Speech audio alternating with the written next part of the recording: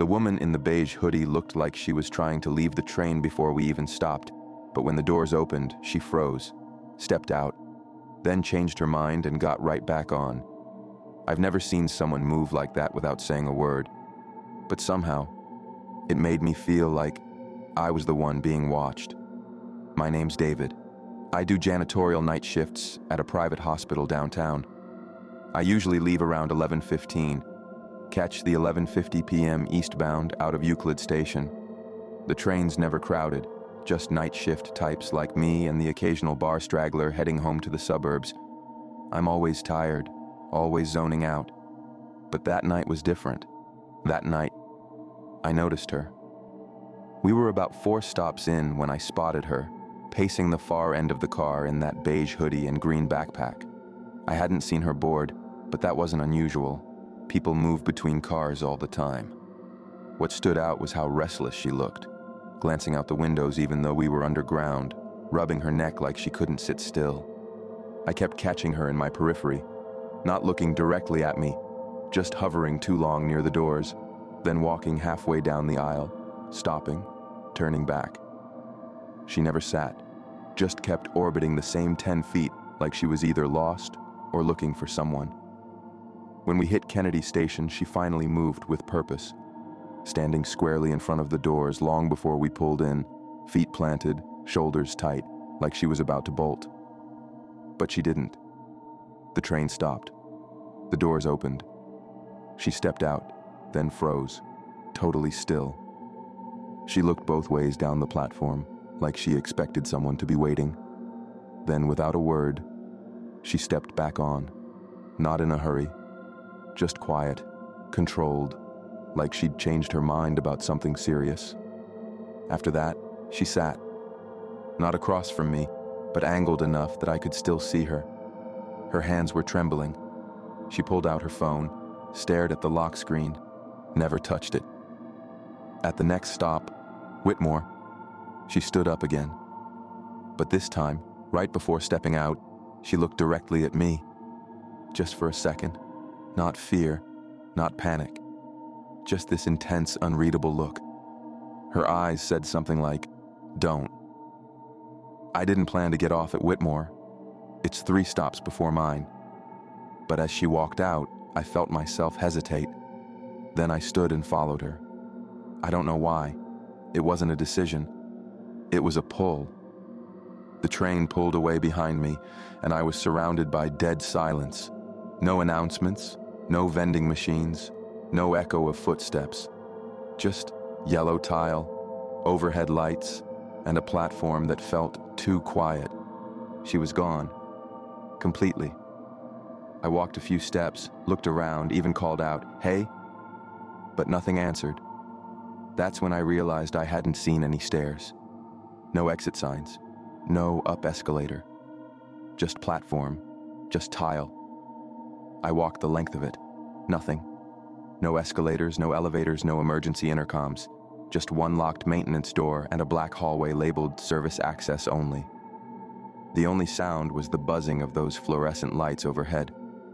I started to feel cold, not physically, but that kind of cold that starts in your chest when your brain finally admits something's wrong, the kind that makes you stop pretending it's all explainable.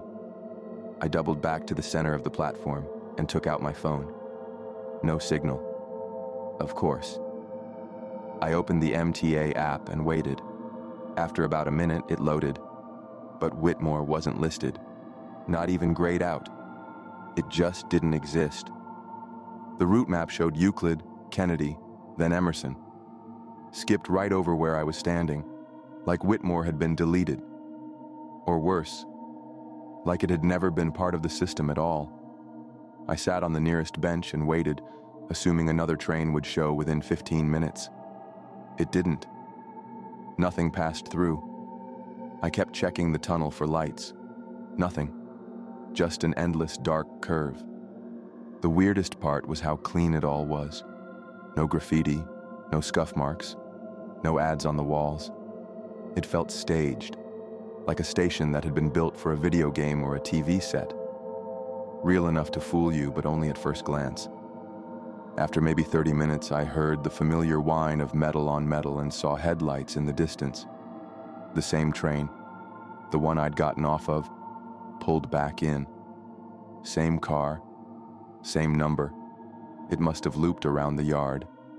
I got on, trying to act normal. Just one other guy in the car, glued to his phone. I didn't look around for her. Didn't want to know if she was still on board. I stayed quiet all the way back to Euclid and called a cab from the street. The next morning, I was scrolling local headlines while waiting for my coffee and froze when I saw the second story down. Woman missing after boarding train at Euclid Station. They included a security still, grainy, low light, but I recognized her instantly. Beige hoodie, green backpack. She was walking alone across the platform. The timestamp was just before midnight. Same night, same station. It said she was last seen by transit staff entering the system. No footage of her exiting. No signs of her past Kennedy. The article said investigators were looking into electrical access tunnels along the Eastern Rail line. That's when I knew it wasn't just something weird that happened to me. That station wasn't some dream logic liminal space. She really disappeared. I watched her step off the train, and she was gone. And that look she gave me, right before she left, it wasn't fear. It was a kind of surrender. Like she knew she wasn't coming back. And maybe, just maybe, I was supposed to be the one who went in her place. I thought about calling it in, about going to the cops and telling them everything. But what would I even say? That I got off at a station that isn't listed, stood on a platform that doesn't exist, and watched a woman disappear into thin air. I still had the article pulled up on my phone. I stared at her picture for a long time, wondering what she knew that I didn't. In the end, I closed the tab and didn't say anything. I didn't want to sound crazy. And deep down, I wasn't sure I'd made it all the way back. A few nights later, I rode the same line, around the same time. And as we pulled out of Kennedy Station, I looked up and saw someone standing in the connecting car window, not sitting, not moving, just watching the door. The next stop was Emerson. But I swear I heard the conductor say Whitmore. I don't take the late train anymore. Doesn't matter if I'm dead tired or if the cab costs too much. Because whatever that place was, I think it lets you come back. But only the first time.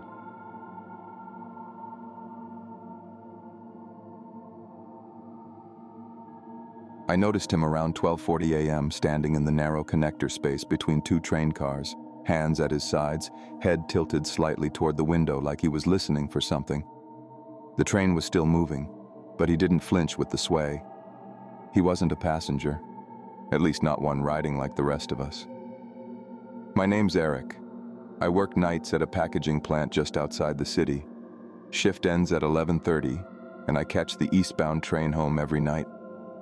It's a long ride, maybe 40 minutes if there's no delays, but I don't mind it. It's quiet, predictable. Most nights I just put in my earbuds and zone out until my stop. That's what I thought I'd be doing this time too.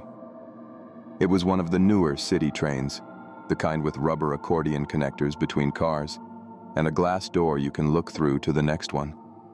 I glanced up from my phone, saw the silhouette in the connector, and assumed it was just someone stretching their legs, until I realized he wasn't moving. I ride this line almost every night. There's always a few regulars, security guards, hospital techs, third shift workers like me. Everyone keeps to themselves. Most nights I sit in the third car from the back because it's quiet and close enough to the conductor's car that it feels safe. On this night, I'd gotten on at Greer Station like usual. Nothing unusual about the crowd. 5 or 6 other people, spaced out. I had my earbuds in, scrolling messages from my sister. We were maybe 3 stops in when I looked up and noticed the man standing in the space between the cars. At first I thought maybe he was about to walk through. The glass doors between cars are clear. You can see the rubber accordion tunnel sway with the movement. But he didn't move. He just stood there, perfectly still, facing my car, hands down at his sides. He was wearing a dark brown jacket and jeans. Older guy, probably late 50s. What threw me off was that the connector is loud and drafty. No one just stands there. If you're moving between cars, you walk fast. If you stop, it's to knock on the door. He did neither. I tried to glance casually, not wanting to stare, but something about his posture felt wrong, rigid, unnatural. I looked at the other passengers. No one else seemed to notice him. A girl across from me was half asleep. A man in a hoodie was reading something on his tablet. No one looked toward the front. Then I saw him shift slightly, like he leaned in a half-inch closer to the glass. Not enough to press against it, just enough to show intent. He wasn't staring at me specifically, but I could see his eyes. Focused, alert. He wasn't looking through the door. He was watching. The weirdest part was that he stayed in the connector through 3 more stops. Never entered the car. Never backed away. Just kept standing there in that narrow space between train cars while the whole thing swayed around him. When we pulled into Hyde Station, the lights flickered for a second, just a short buzz and dim. I looked up and he was gone. No sound. No door movement. He hadn't come in. I got up and walked toward the door, looked through the glass. He wasn't in the next car either, just gone. I sat back down, trying not to spiral. Maybe he'd stepped out at the stop and I missed it, but that didn't explain the way he moved, or didn't move. He'd been standing in the same position for over 10 minutes. Who does that? I texted my sister just to ground myself, told her there was a weird guy on the train. She wrote back, "Creepy, you okay?" I didn't answer right away. The truth was, I didn't feel unsafe. I felt like I'd witnessed something I wasn't supposed to see, like I'd caught a glitch. At the next stop, Milner, I caught sight of movement in the reflection on the glass. I turned. He was back. Same spot, same stance, standing between the cars again, staring silently through the glass like he'd never left. Then the door to the connector began to slide open, slowly, deliberately, 1 inch, then 2. His hand was on the metal edge, not pulling it fast, inviting, like he was holding the door for me. The train started moving again, and the door never closed. He just stood there with one hand still on the frame, like he was waiting to see what I'd do. The sound of that cracked door drove me nuts. A faint hiss, rhythmic thumps every time the train tilted. I was too afraid to get up. A part of me believed that if I moved toward him, he'd step through, and I didn't want to see what followed. I kept watching the other passengers. No one looked up, not once. Either they didn't see him, or they were pretending not to. And if they were pretending, I wasn't going to break the silence. When we got to Kellerman Station, the last before my stop, I stood up early and moved to the rear door. I wasn't going to walk past him. No way. I figured I'd wait till we stopped, then exit from the back of the car. But just before we pulled in, I glanced one more time through the connector window, and he was gone again. No sound, no door movement, just empty space swaying in the tunnel light. I got off and walked toward the station exit, but something made me stop at the bulletin board. Old flyers, taped schedules, half-torn warning signs. One of them caught my eye, an outdated security alert laminated under plastic. The title read, "Be advised, suspicious individual reported in train connectors." The photo was grainy, black and white, a still from a security camera. It showed the man, same brown coat, same stillness, standing between 2 cars, exactly where I'd seen him. The image was time-stamped, 11 months ago. For a second, I thought I saw something behind him, a faint shape in the glass, like a figure standing in the car taking the photo. My height, my build, my stance. But I knew that wasn't possible. I hadn't seen this man before last night. It had to be a trick of the light, or someone else who'd come close. I just kept thinking, how many people have seen him? How many stepped closer when the door opened? How many sat frozen like I did, wondering what would happen if they moved? That open door, it wasn't an accident. It was a test. He never forced anything. He just stood there and waited, to see who'd step in. I think that's how he gets out, not by dragging someone through, just by making them curious enough to step through that door and not come back. 2 weeks later, on a quiet ride home, I glanced at the connector again, just to check. Nothing there. But as we rolled into the tunnel, the glass caught my reflection. Only it didn't move when I did. For half a second, it just stared back. I don't sit near the connector anymore. I board in the back, near the crowd. Because now I believe not everyone on the train is going somewhere. Some of them are just trying to get out. And all they need is someone like me to step in.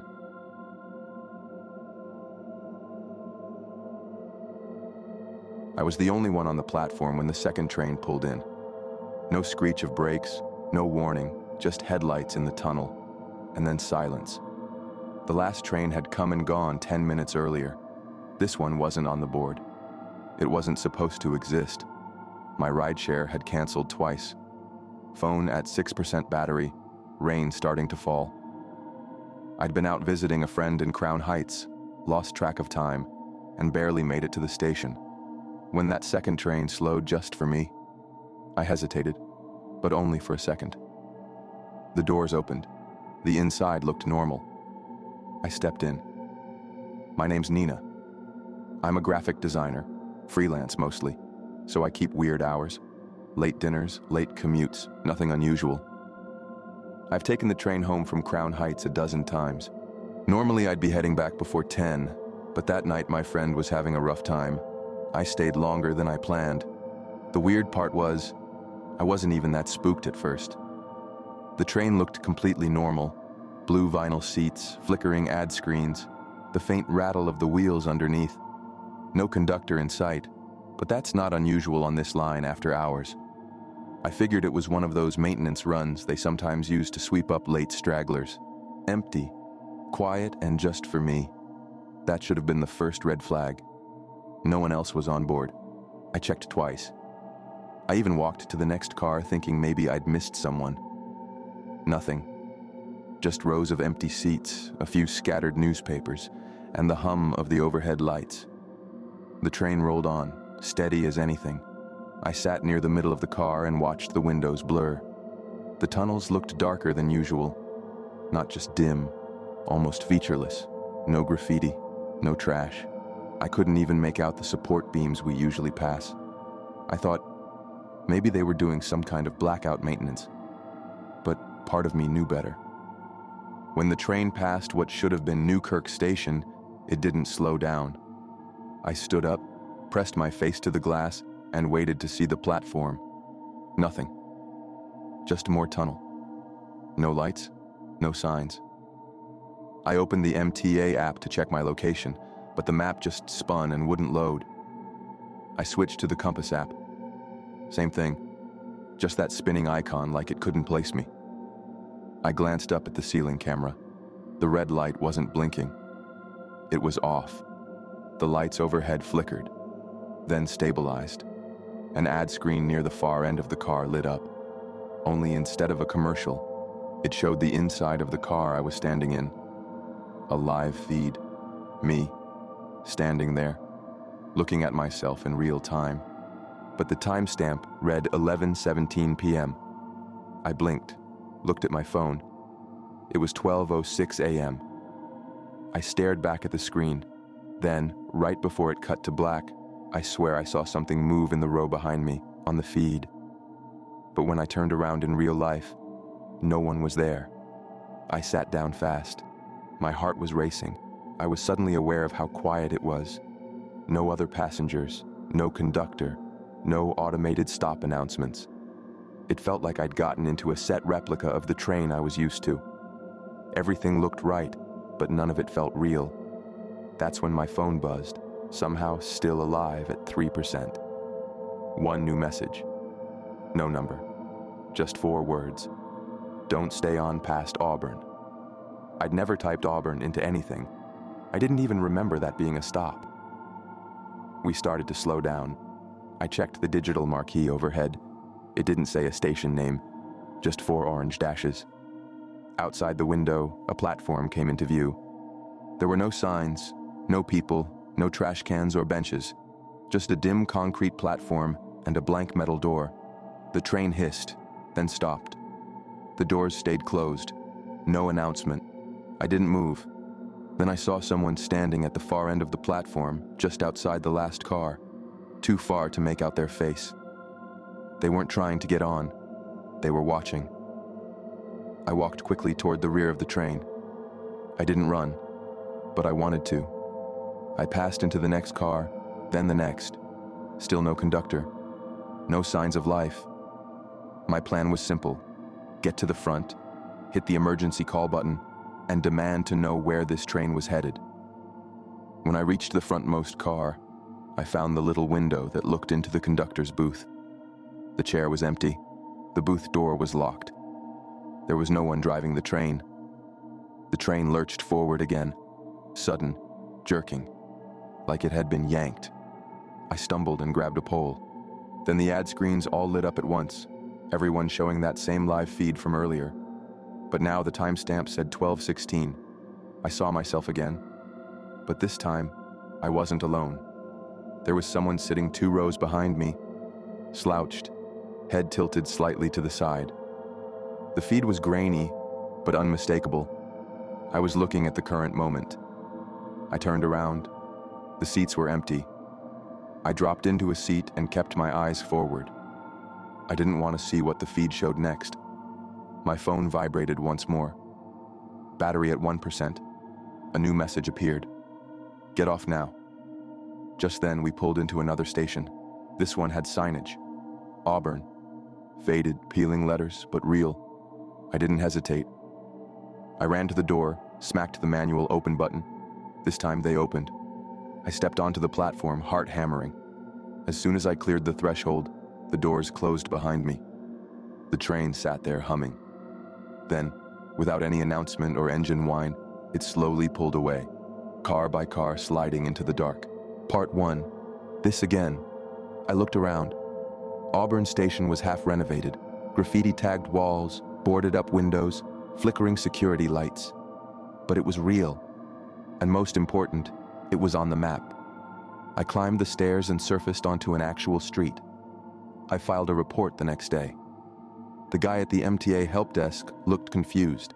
He said there hadn't been any unscheduled trains running on that line. He even checked the overnight log. Last departure from Crown Heights was 11:42, he told me. Nothing else on record. I asked if Auburn Station was back in service. He paused. Technically, no. Been under renovation since last year. No scheduled stops. He stared at me like he wasn't sure if I was joking or not. That night, I couldn't sleep. I kept thinking about the live camera feed I saw on the train.